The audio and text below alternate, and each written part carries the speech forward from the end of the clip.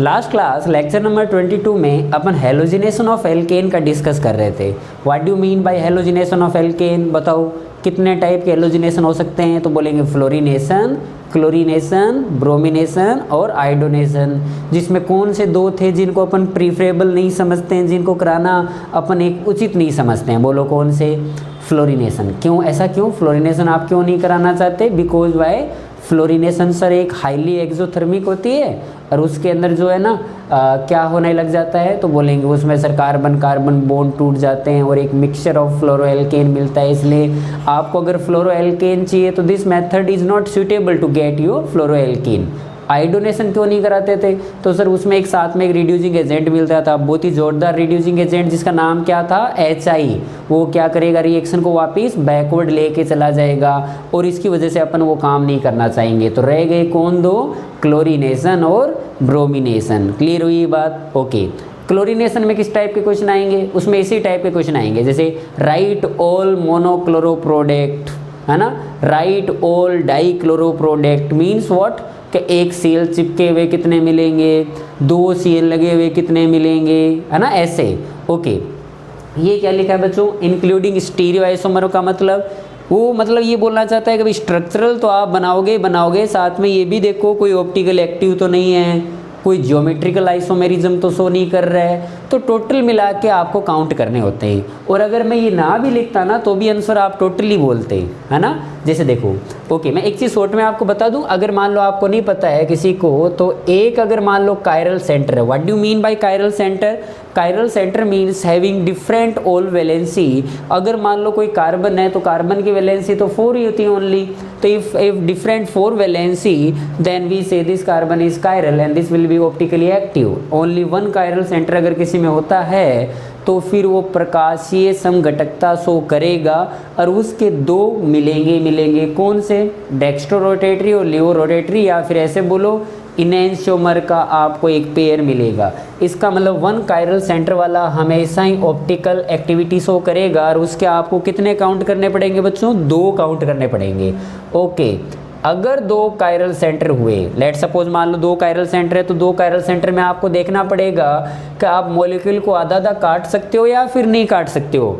आपने अगर आधा काट दिया, इसका मतलब मॉलिक्यूल कैसा है? सिमेट्रिकल। आधा काटने वाले को क्या बोलते हैं? सिमेट्रिकल। और अगर मान लो मॉलिक्यूल आधा ना काट पाए, मॉलिक्यूल हो जाएगा एसिमेट्रिकल। एसिमेट्रिकल के केस में तो कोई सीधा आंसर आएगा 2 की पावर n वाला। तो if 2 chiral centre then the answer will be 2 की पावर 2 4। और अगर मान लो आधा काट दिया तो उस केस में उसका आंसर बच्चों 3 आता है। आपको शायद याद होगा, एक इनैंशियोमर का पेयर और एक साथ में meso, total number of optical isomer equals to 3 when in which 1 is meso and 2 are optically active. और 4 में सारे के सारे ऑप्टिकल एक्टिव होंगे, है ना। और 3 कायरल सेंटर की वजह से आपको इनमें ज़रूरत नहीं पड़ेगी, लेकिन अगर 3 कायरल सेंटर है तो if molecule is asymmetrical then 2 की पावर 3 8 हो जाते हैं। और अगर आधा काट दिया तो उसमें 4 ही बन पाते हैं। क्लियर है? चलो अपन स्टार्ट करते हैं बच्चों। देखो, अभी आपको क्या बनाने हैं? मोनोक्लोरो प्रोडक्ट बनाने हैं। जैसे पहला एग्जाम्पल लिया, ये वाला लिया ना, प्रोपेन का आपको मोनोक्लोरो प्रोडक्ट बनाने हैं। यहाँ पे मान लो Cl2H लिख दिया और आपसे पूछा कि मोनोक्लोरो ही बनाने हैं। हालांकि सारे Cl चिपक सकते हैं, जितने भी H है सारे हट सकते हैं, लेकिन मैं तो बोल रहा हूँ एक ही बनाने हैं। सिर्फ एक Cl वाले कितने बनेंगे, तो आपको आंसर बताना है कितने बनेंगे। चलो ब्यूटेन का करके दिखाओ, N ब्यूटेन का।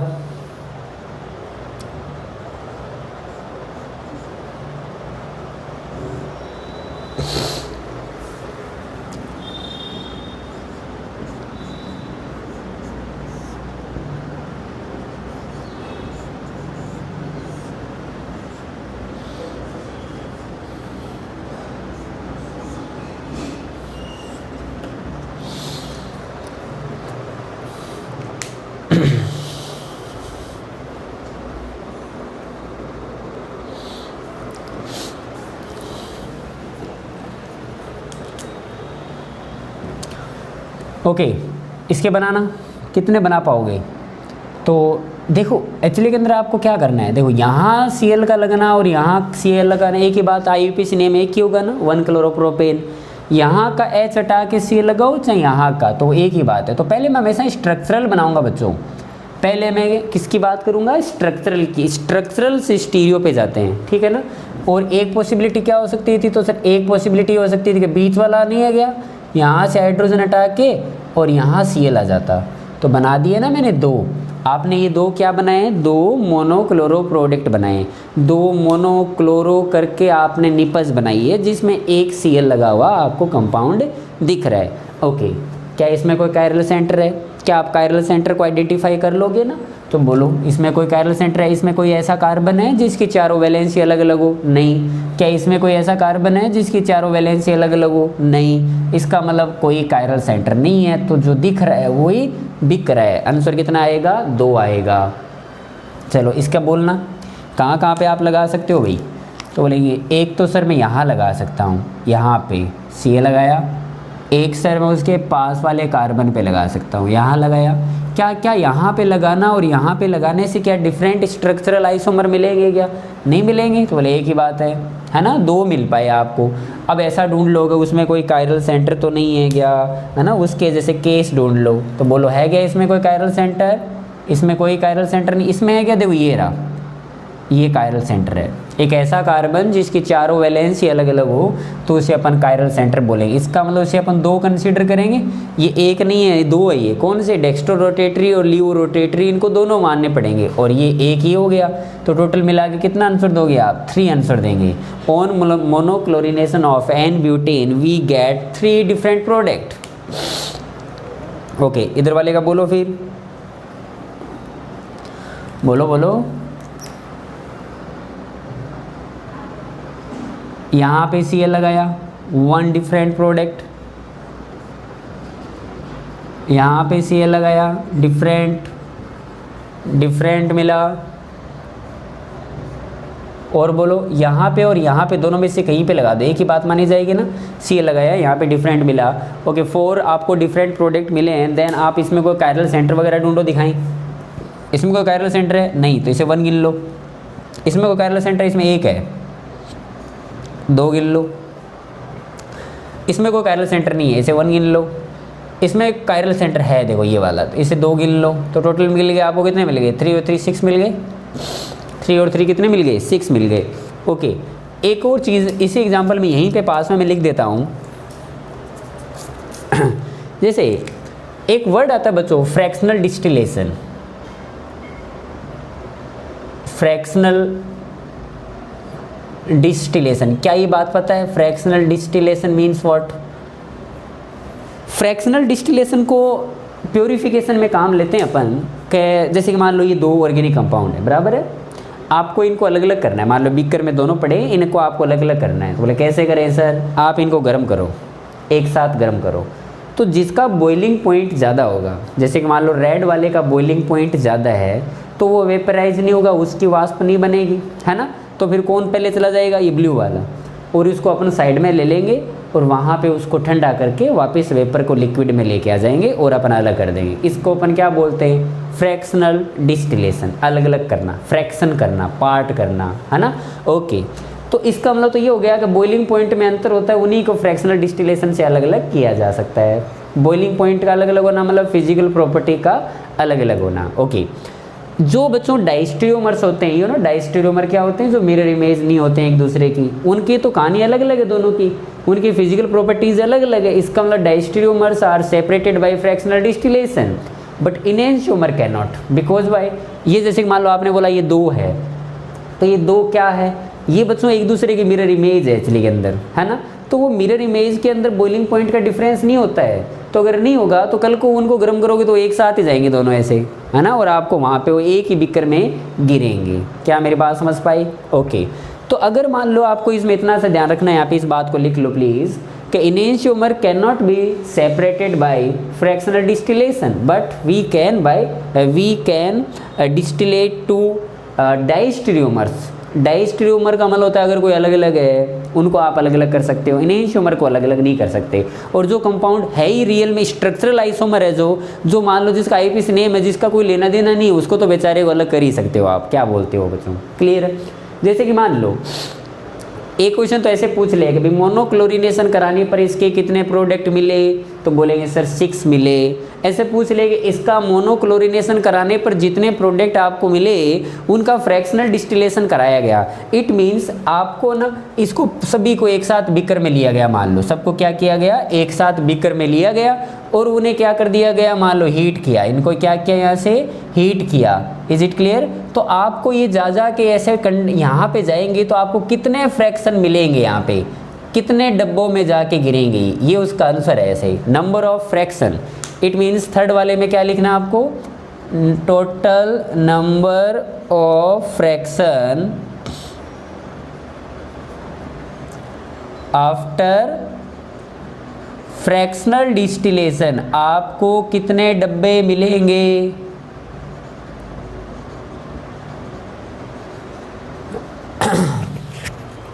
कितने डब्बे मिलेंगे भाई, बोलना एक बार।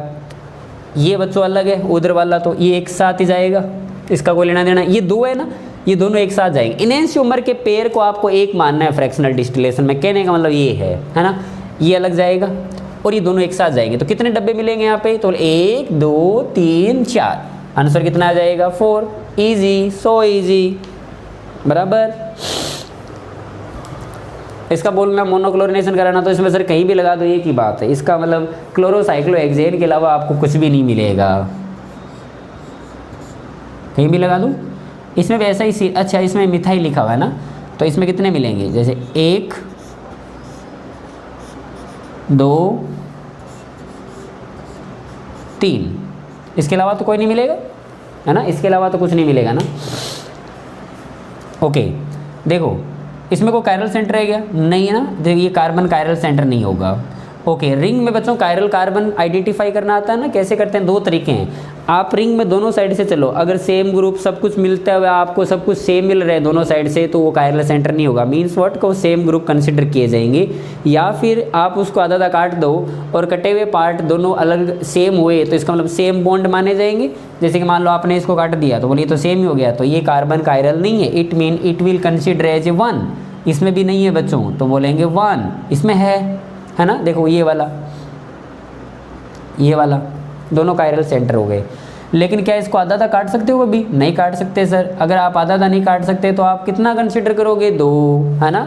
ओके, तो टोटल कितने हो जाएंगे, 6 हो जाएंगे इसमें, क्लियर है। और फ्रैक्शनल डिस्टिलेशन करता तो कितने मिलते, बोलो 1 1, और इसमें 4 क्या है, ये इनैंशियोमर के 2 पेयर है ये, है ना, तो वो 2 2 2 जाएंगे, तो 4 मिलेंगे। ये फ्रैक्शनल डिस्टिलेशन ही जाकर इसमें बोलना।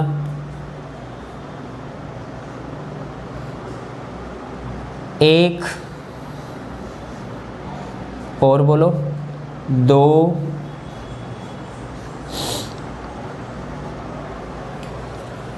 3, और उसके अलावा कोई नहीं। आप IUPAC नेम तो अलग अलग आएगा इन 3 का ही, उसके अलावा कोई है नहीं। इस पे कार्बन पे वैलेंसी नहीं है। इसमें कोई कायरल सेंटर है, नहीं है बच्चों। इसमें कोई कायरल सेंटर है, ये वाला देखो ना, इसमें 2 गिनने पड़ेंगे, इसमें कोई नहीं है, इसको 1 काउंट करना पड़ेगा, इसको 1 काउंट करना पड़ेगा। टोटल नंबर ऑफ 4 मिलेंगे आपको। क्लियर हो गई ये बात, है ना।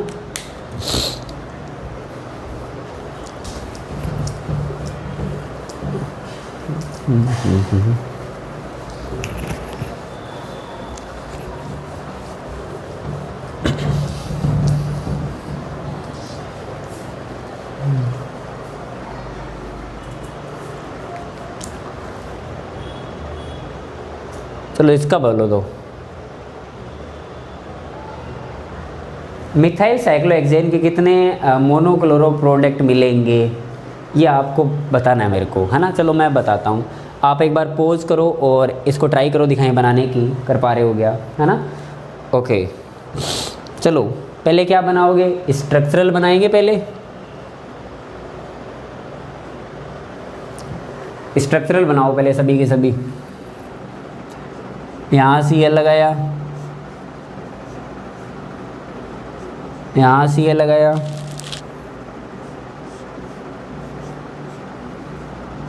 यहाँ Cl,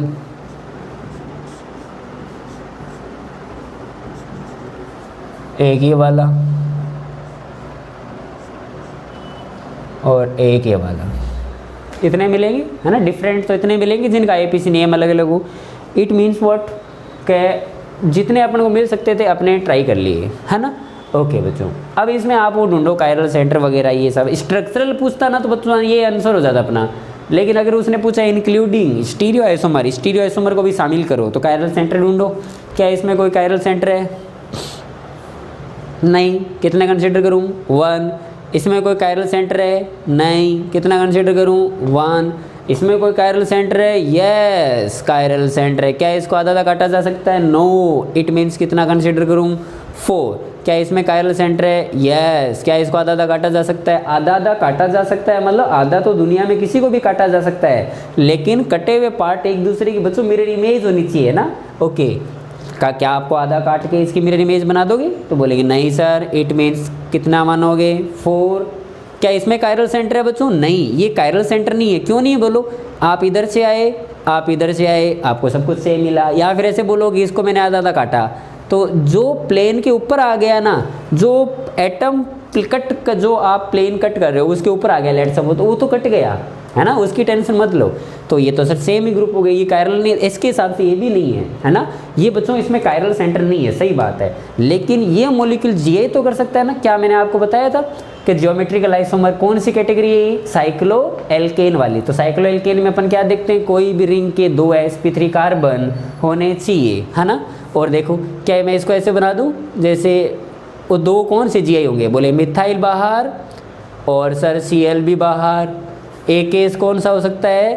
कहे सर मिथाइल बाहर और Cl अंदर, तो 2 बनेंगे कि नहीं बनेंगे? ये सीसो ट्रांस। इसका मतलब इसमें ऐसा तो बोल सकता हो ना कि जीआई तो बनेंगे 2, ऑप्टिकल आइसोमर नहीं तो जीआई से ही, क्योंकि स्टीरियो आइसोमर का मतलब OI नहीं होता। स्टीरियो आइसोमर का मतलब ज्योमेट्रिकल आइसोमर और ऑप्टिकल आइसोमर सभी को मिला के बोला जाएगा। क्लियर हुई ये बात? ओके बच्चों, तो टोटल मिला के कितने हो गए? 12 हो गए क्या? टोटल मिल के कितने हो गए? 12 हो गए।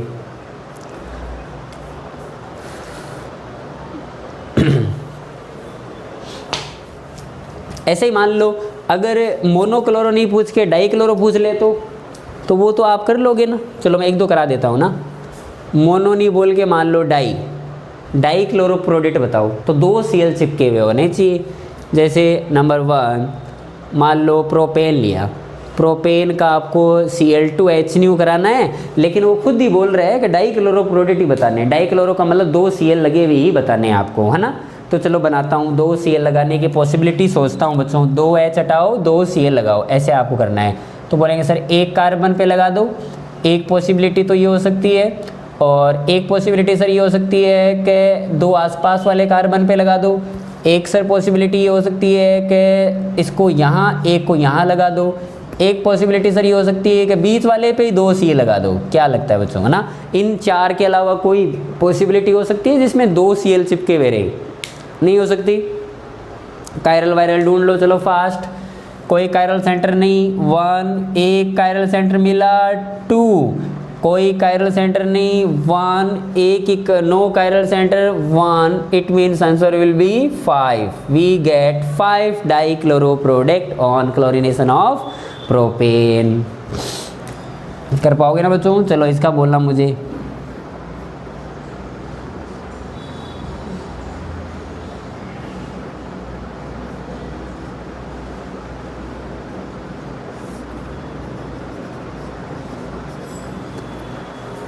मतलब मैंने क्या व्यवस्था की आपके लिए? एक Cl पहले से लगा के दे दिया आपको, पहले से ऑलरेडी। तो आपको अब आप और कितने लगाओगे? 2 नहीं चिपकाने, 2 चिपकाएंगे तो ट्राइक्लोरोप्रोडेट मिल जाएंगे। आपको एक Cl और लगाना है सिर्फ, है ना। तो चलो लगाओ, बनाओ। कितने बनाओगे?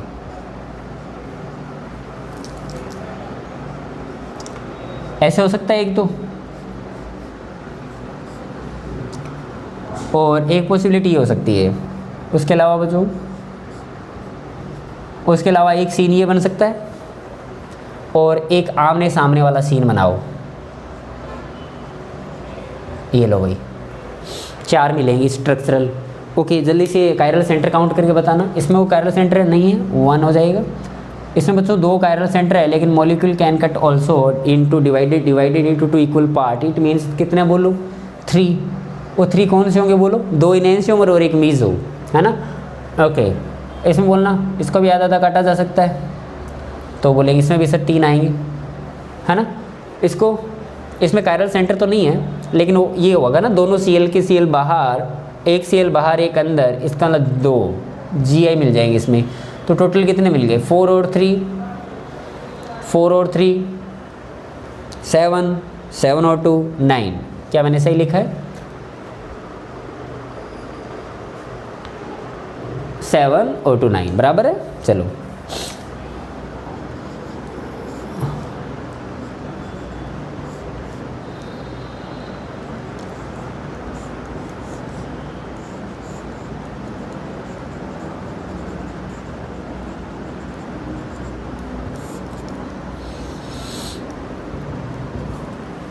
देखो बच्चों, मैंने 3rd और 4th सेम ही लिए है, कोई ज़्यादा डिफरेंस नहीं लिए है, लेकिन इस 4th वाले में क्या किया है मैंने Cl को पोजीशन फिक्स कर दी है, ये Cl बाहर ही रहेगा हमेशा।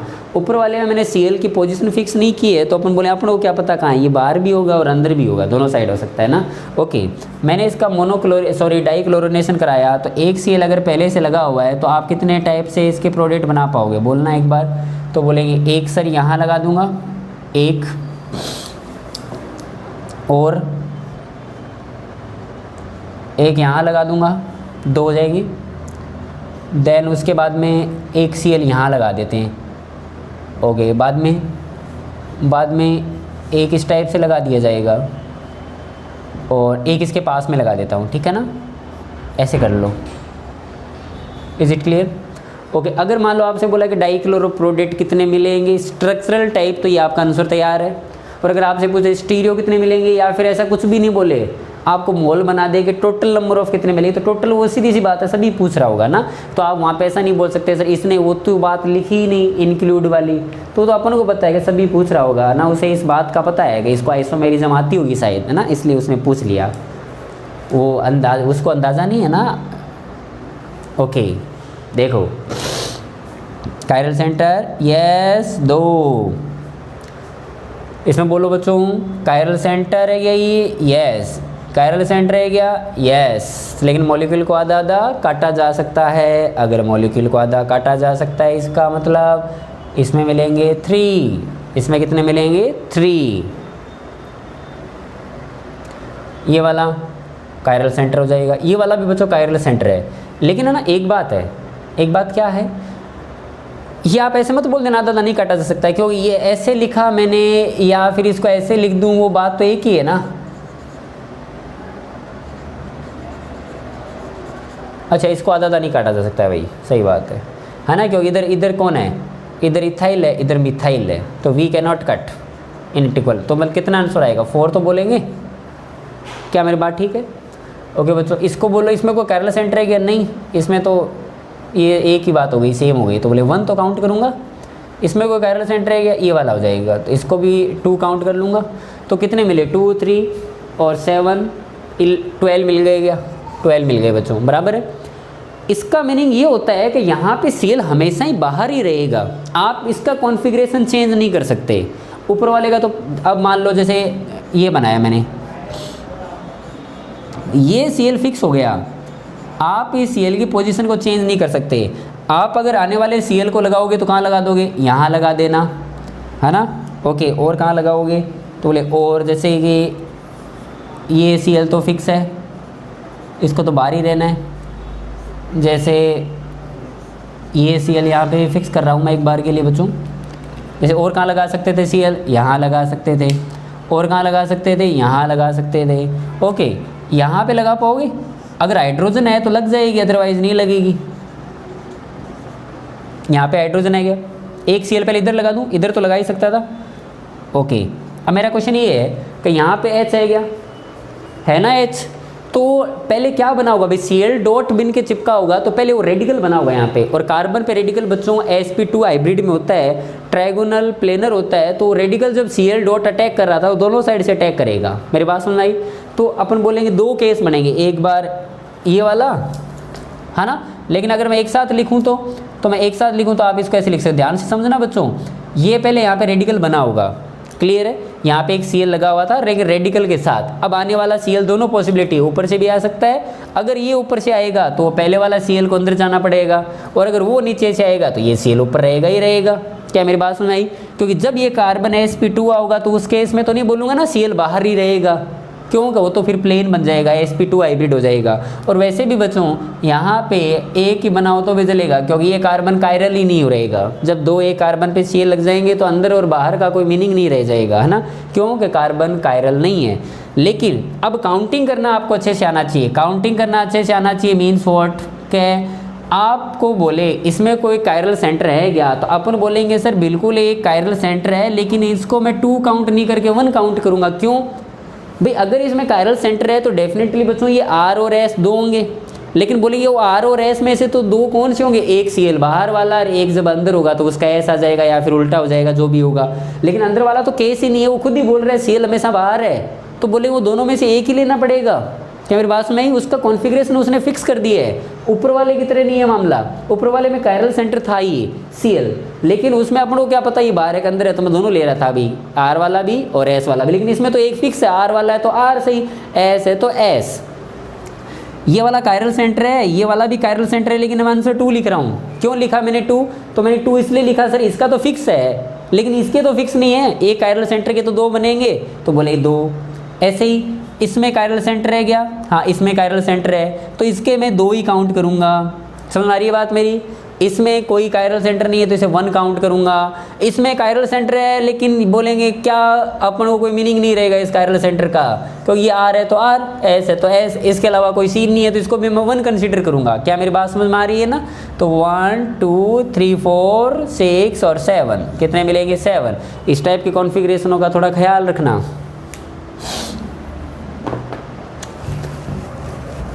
ये बच्चों हो गई डाई क्लोरो की बातें।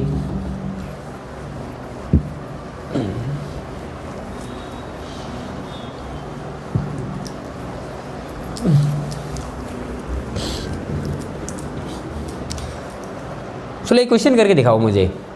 क्वेश्चन लिखो एक, ऑन मोनोक्लोरिनेशन, लिखो बच्चों लिखो, on monochlorination of methane, on monochlorination of methane we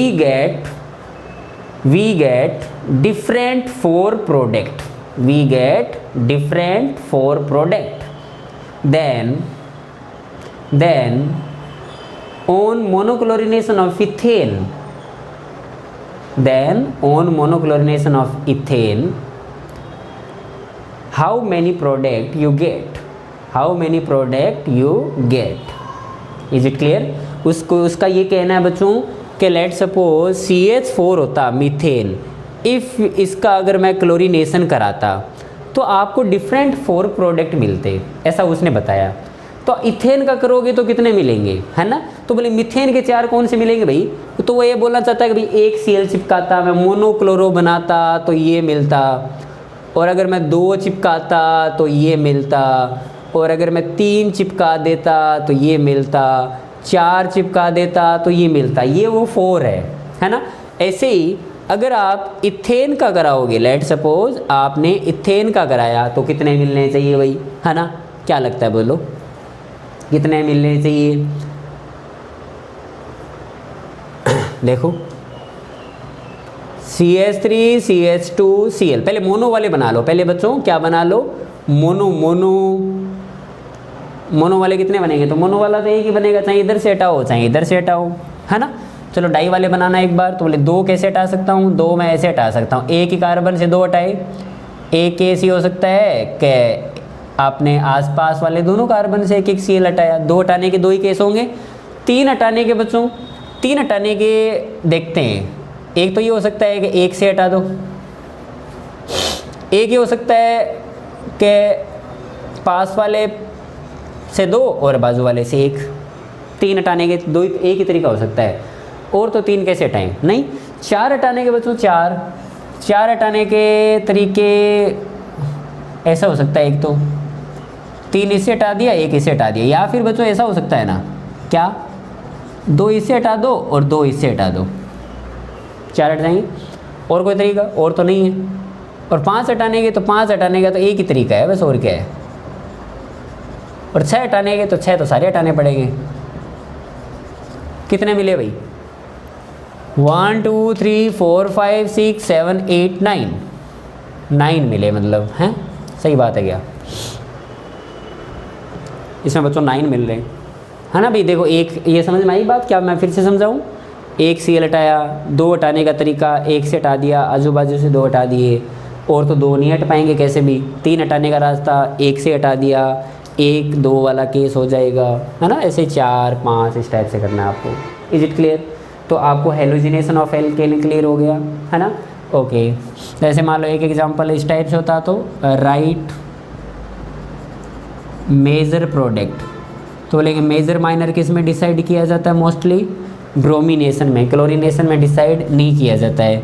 मान लो अगर मैंने आपसे पूछा कि ये कोई कंपाउंड है और इसका ब्रोमिनेशन कराना है बच्चों, और आपको मेजर प्रोडक्ट लिखना है, तो पहले बताओ पॉसिबिलिटीज़ कितनी होगी। एक बात का ख्याल रखना बच्चों, बेंजीन पे Br को मत चिपका देना, है ना। Cl2H या Br2H is not responsible to add any kind of bromine और क्लोरीन एट बेंजीन। आप बेंजीन के ऊपर मत चिपका देना, बिकॉज भाई ये जो केमिकल रिएक्शन है वो एल्केन की है, sp3 कार्बन की है, सेचुरेटेड कार्बन पे ही चिपका सकते हो आप। Double bonded triple bonded carbon से H हटा के उन पे मत चिपका देना। क्या मेरी बात समझ पाए? तो बोले कितनी पॉसिबिलिटी है? तो सर 2 ही पॉसिबिलिटी है। एक तो आप इसका H हटा देते, यहाँ Br लगा देते, और एक पॉसिबिलिटी ये थी कि यहाँ पे CH2 Br लगा देते। ये 2 ही पॉसिबिलिटी थी बच्चों, है ना। इसमें मुझे बताना मेजर माइनर डिसाइड कर सकते हो क्या? ये सर ब्रोमिनेशन को फ्री रेडिकल की नॉलेज है। इट मीन्स यहाँ पे जब Br लगा होगा तो फर्स्ट ऑफ ऑल यहाँ डॉट बना होगा, तो ये रेडिकल और ये रेडिकल में कौन सा रेडिकल ज़्यादा स्टेबल? तो बोले ये वाला, ड्यू टू रेजोनेंस। इसका मतलब ये वाला क्या हो जाएगा? मेजर, और ये वाला क्या हो जाएगा? माइनर। इसका मतलब अगर मैं आपसे पूछता कि इस कंपाउंड की ब्रोमीन HNO के साथ रिएक्शन की, कोई कंपाउंड A मिला, तो बोले वो A कौन सा होगा? तो बोले वो A ये वाला माना जाएगा। क्लियर है? चलो जैसे कि मान लो प्रोपेन है, तो प्रोपेन का ब्रोमिनेशन कराओ और मुझे बताओ कि इसमें मेजर कौन होगा। जल्दी से बोलो, आपको मेजर बताना है। एक Br ये लग सकता था और एक Br यहाँ लग सकता था। ये 2 डिग्री का रेडिकल है यहाँ पे, और ये 1 डिग्री का रेडिकल है। ज़्यादा स्टेबल कौन सा? 2 डिग्री वाला, तो ये वाला क्या हो जाएगा? मेजर हो जाएगा, है ना। इस टाइप से करना है बच्चों।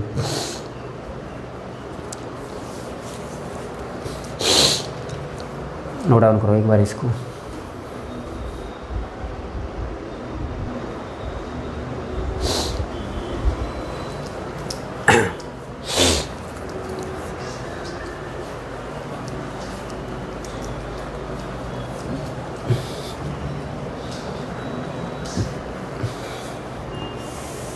चलो बच्चों ये हो गया फोटो एलोजिनेशन, समझ में आया। अपन क्या पढ़ रहे? Free radical substitution reaction. तो उसमें बहुत ही कॉमन रिएक्शन है ये, तो ये आपको मैंने बताई। अब रेडिकल ही चल रहा है तो क्यों ना मैं रेडिकल की रिएक्शन आपको 2-4 और बता दूं। ऑर्गेनिक में फ्री रेडिकल की रिएक्शन ज़्यादा नहीं है ना, वो गिनी चुनी है, तो वो 1-2 और अपने पास है, तो वो इम्पोर्टेंट भी है और उनको मैं यही बता देता हूँ ताकि रेडिकल का रेडिकल में पास में पड़ा रहे ना, और आपको कभी ढूंढना हो तो इधर उधर की खोज ना करनी पड़े भाई। तो चलो, तो अपनी हेडिंग इस टाइप से लिख लो, फ्री रेडिकल या फ्री रेडिकल रिलेटेड रिएक्शंस, है ना, जो रेडिकल से रिलेट करती हो। फ्री रेडिकल रिलेटेड रिएक्शन, सभी के सभी नेम रिएक्शन ही है। तो जो नेम रिएक्शन होती है ना ऑर्गेनिक में बच्चों, वो अपने आप में इम्पोर्टेंट होती है ना। तो कौन कौन सी दिखते हैं? ए, पहली रिएक्शन है वुड्स रिएक्शन। कौन सी? Wurtz reaction. दूसरी रिएक्शन मैं बता रहा हूँ आपको, कोलवे इलेक्ट्रोलिसिस। Kolbe's electrolysis. सी रिएक्शन, वो मैं आपको बता रहा हूँ फ्रैंकलैंड रिएक्शन। कौन सी? Frankland reaction. उसके बाद में मैं आपको बता रहा हूँ बच्चों फिटिंग रिएक्शन, उसके बाद में वुड्स फिटिंग रिएक्शन, उसके बाद में मैं आपको बोलना चाहूँगा उल्मान रिएक्शन,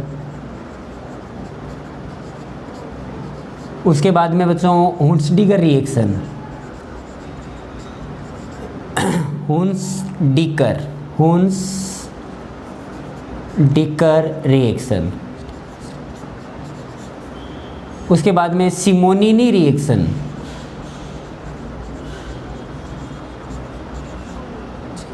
उसके बाद में रीड्स रिएक्शन। ये लो बोलो, है ना, ये 2-3 जो रिएक्शन है वो मैंने आपको रेडिकल से रिलेटेड यही लिख दी ताकि वो एक जगह ही पड़े रहे, है ना। तो चलो बच्चों 1 बाय 1 स्टार्ट करते हैं अपन इनको।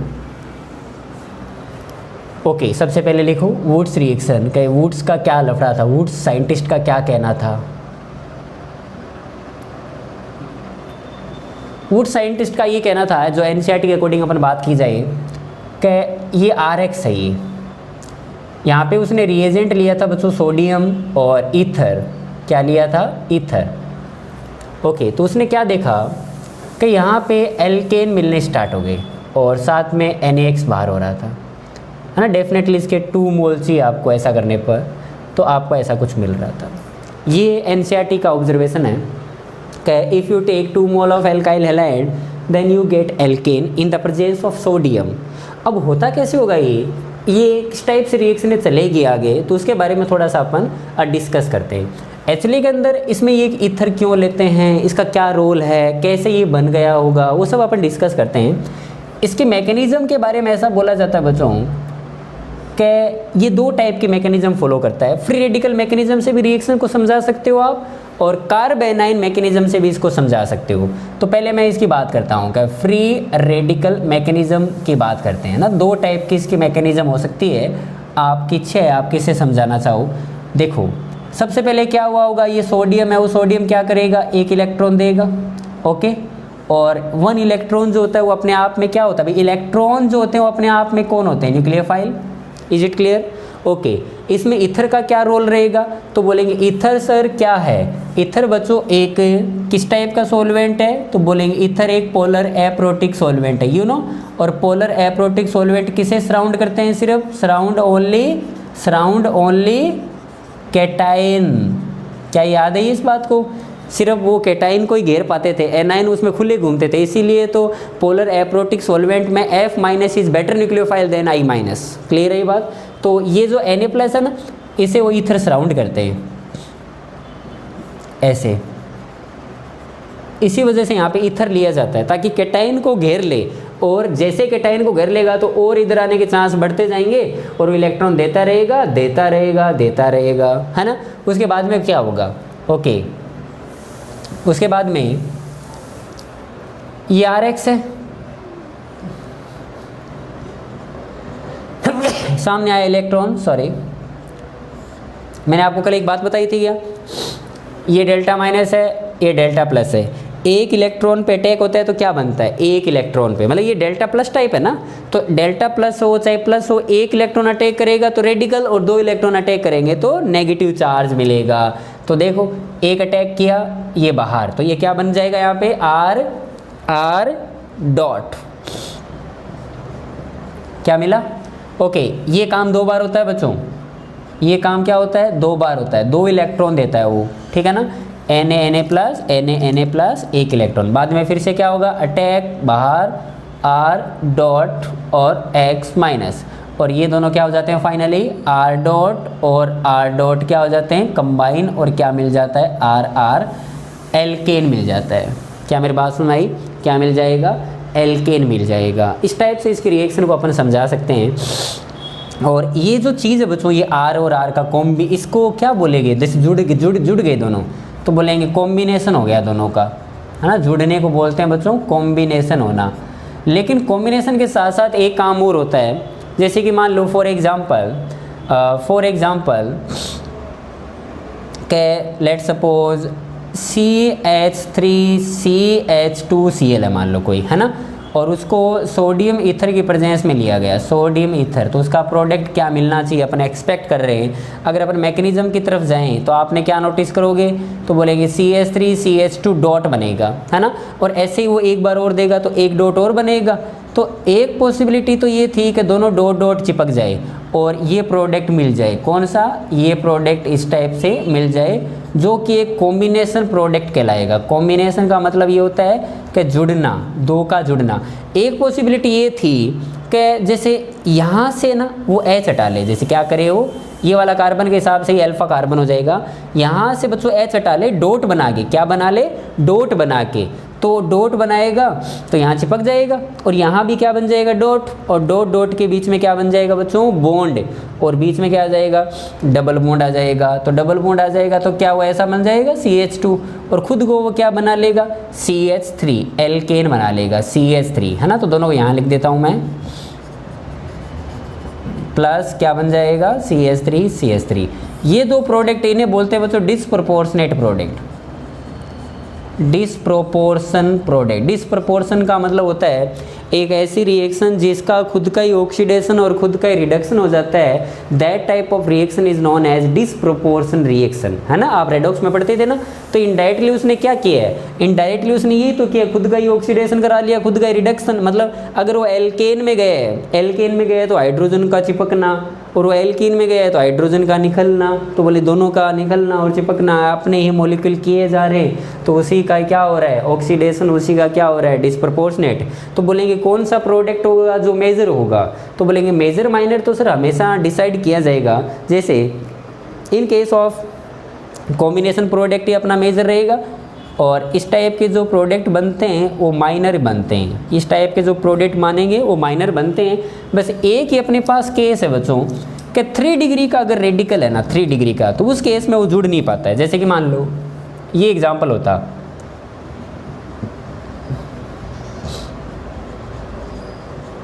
इसको याद रहेगा ये, अगर मान लो ये होता सोडियम ईथर, क्या होता, सोडियम ईथर, तो मेरा क्या फंडा होता, मेरा फंडा ये होता कि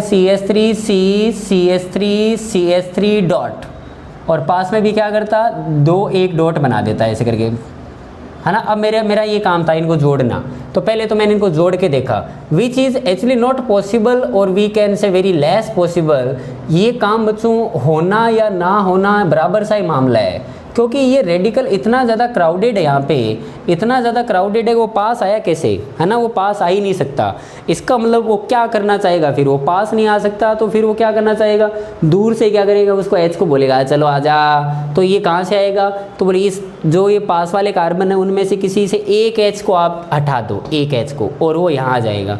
तो यहाँ पे क्या बन जाएगा, डॉट डॉट डॉट के बीच में एक बॉन्ड बन जाएगा, पाई बॉन्ड, डबल बॉन्ड, है ना। तो बोलेंगे ये एक प्रोडक्ट और मिलने के चांस है, कौन से, देखो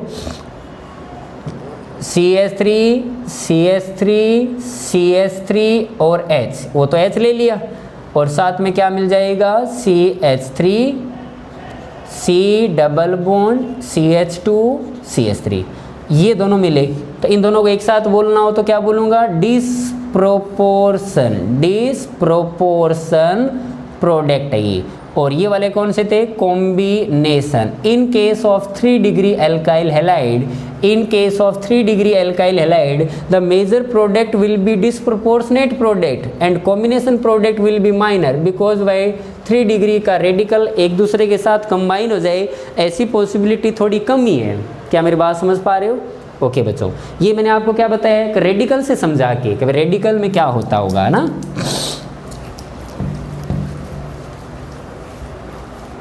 इसको आप वुड्स रिएक्शन को कार्ब एनायन मैकेनिज्म से भी समझा सकते हो। कार्ब एनायन मैकेनिज्म, बोले कार्ब एनायन मैकेनिज्म में क्या होगा, तो कार्ब एनायन मैकेनिज्म में देखो, जैसे R, जैसे सोडियम है तो वो एक एक इलेक्ट्रॉन दे, वो तो ठीक बात है, लेकिन अगर मैं बोलूँ कि 2 सोडियम ले लो एक साथ तो 2 इलेक्ट्रॉन दे देंगे। तो एक एक इलेक्ट्रॉन अटैक करने का किसने बोला, 2 इलेक्ट्रॉन को एक साथ अटैक करा दो, है ना। तो देखो RX 2 इलेक्ट्रॉन आए, अटैक बाहर, तो क्या मिलेगा, R माइनस मिलेगा या नहीं मिलेगा, क्या बोलते हो। जब किसी कार्बोकेटाइन पे या फिर डेल्टा प्लस पे एक इलेक्ट्रॉन अटैक करता है तो रेडिकल जनरेट होता है, और 2 इलेक्ट्रॉन अटैक करेंगे तो हमेशा कार्बेनाइन जनरेट होगा, क्योंकि कार्बोकेटाइन जो होता है वो 6 इलेक्ट्रॉन स्पीसीज होता है, और रेडिकल बनने के बाद में 7 बन जाएगा वो, और कार्बेनाइन होगा तो 8 इलेक्ट्रॉन बन जाएगा। ये बात आपको सभी को पता है, बार बार अपन वो बात करते हैं इसकी, है ना। चलो बच्चों, क्या ये R- बना? यू नो कार्बन के ऊपर नेगेटिव चार्ज बहुत ही अच्छा स्ट्रॉन्ग न्यूक्लियोफाइल होता है, strong nucleophile as well as strong base भी होता है। क्या आपने एक बार कैटेगरी बनाई थी हमने, तो उस कैटेगरी में इसको शामिल किया था ना, कि स्ट्रॉन्ग बेस और स्ट्रॉन्ग न्यूक्लियोफाइल, कार्बन के ऊपर नेगेटिव चार्ज। इसी वजह से तो गिरगनार्ड इतना पॉपुलर है, उसके ऊपर R- आता है RMgx में। तो अब ये क्या करेगा भाई, सामने मान लो एल्काइल हैलाइड और आ गए, लेट सपोज RX और आ गया, तो अटैक बाहर SN2 अटैक करा देगा ये तो, और SN2 अगर इसने अटैक करा दिया तो RR मिलेगा इस टाइप से, एल्केन। क्या बोलते हो बच्चों? तो आपने ऐसे भी एल्केन बनाना सिखाया और फ्री रेडिकल मैकेनिज्म से भी बनाना सिखाया, लेकिन फ्री रेडिकल मैकेनिज्म थोड़ी पॉपुलर है, कार्बेनाइन मैकेनिज्म से अपन नहीं जाते, और जब अपन प्रोडक्ट भी बनाएंगे तो अपन फ्री रेडिकल को सोच के ही बनाएंगे। वुड्स रिएक्शन का मीनिंग आप फ्री रेडिकल रिलेटेड रिएक्शन ही मानते हैं उसको। क्या कैसे प्रोडक्ट बनाएंगे? एक्स हटाओ डॉट बनाओ, एक्स हटाओ डॉट बनाओ, दोनों डॉट को जोड़ दो तो प्रोडक्ट मिल जाएगा क्या? एल्केन मिल जाएगा। लेकिन अकॉर्डिंग टू एनसीईआरटी एल्केन मिल जाएगा, लेकिन you get also alkene, alkyne, कुछ भी मिल जाना चाहिए। बस आपका कंसेप्ट क्या होना चाहिए? एक्स हटाओ डॉट बनाओ, दोनों डॉट को जोड़ दो। एग्जाम्पल अपन कल देखेंगे इनके। अभी time for question of the day मैं लेके आता हूँ बच्चों।